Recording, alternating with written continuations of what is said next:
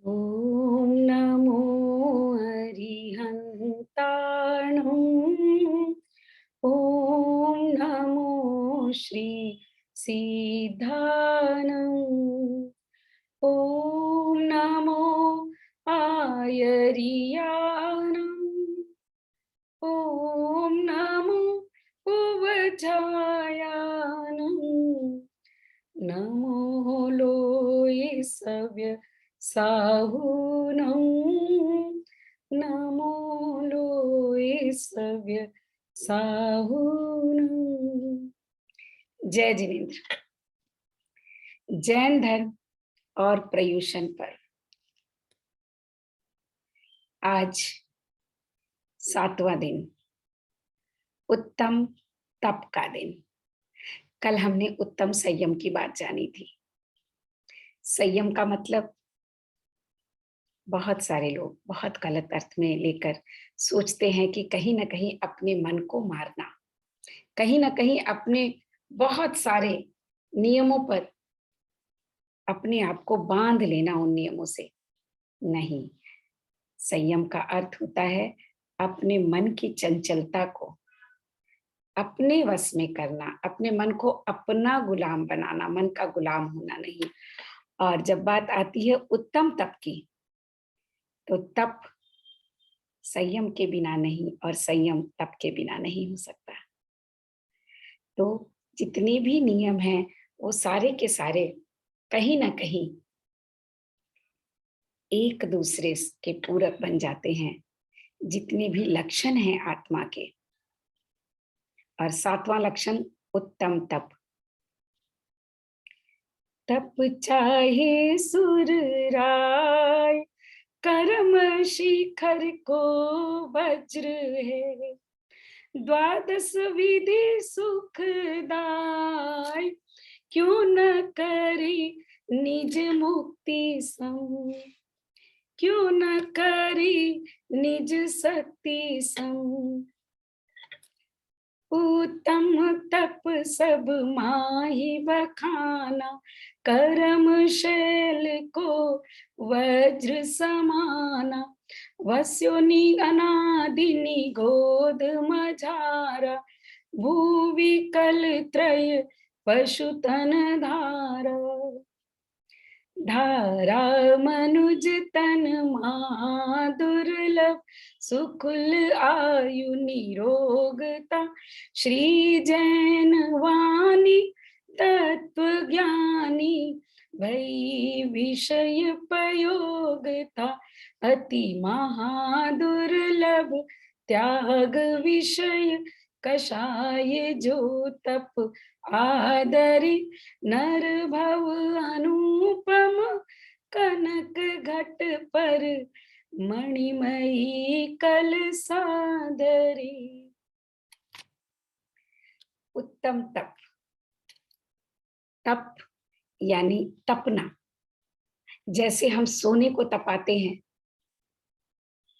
आग पर, तो सोना और निखर जाता है। जैसे हम चांदी को साफ करते हैं, जो परिस्थितियों से, हवा से, पानी से, धूल से काली हो गई है, उसको मंजते हैं और साफ करते हैं, तो बिल्कुल चांदी चमक जाती है। ठीक इसी प्रकार आत्मा पर जो पुद्गल के अणु जो चिपक गए हैं, जो कसाय चिपक गए हैं, उनको मंजना, उनको साफ करना। तप का मतलब शरीर को कष्ट देना नहीं है। बहुत सारे लोग व्रत और तप का अर्थ यही लगाते हैं, लेकिन उपवास का अर्थ ही बहुत अलग होता है। उपवास, उप यानी अपने, वास मतलब अपने पास, और वास करना यानी जब आप अपने हृदय में वास करते हो, अपनी आत्मा में वास करते हो, अपने आप में लीन हो जाते हो, तो भूख प्यास नींद सब तो भूल जाते हैं। और हमने किसको पकड़ा? भूखे रहने को, अपनी आत्मा में वास करने को नहीं, ध्यान और साधना करने को नहीं, सिर्फ भूखे रहने को उपवास कर लिया।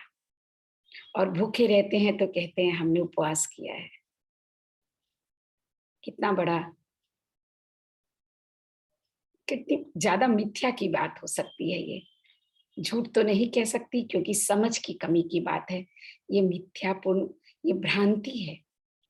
उपवास का वास्तविक अर्थ होता है स्वयं में लीन हो जाना, स्वयं में वास करना।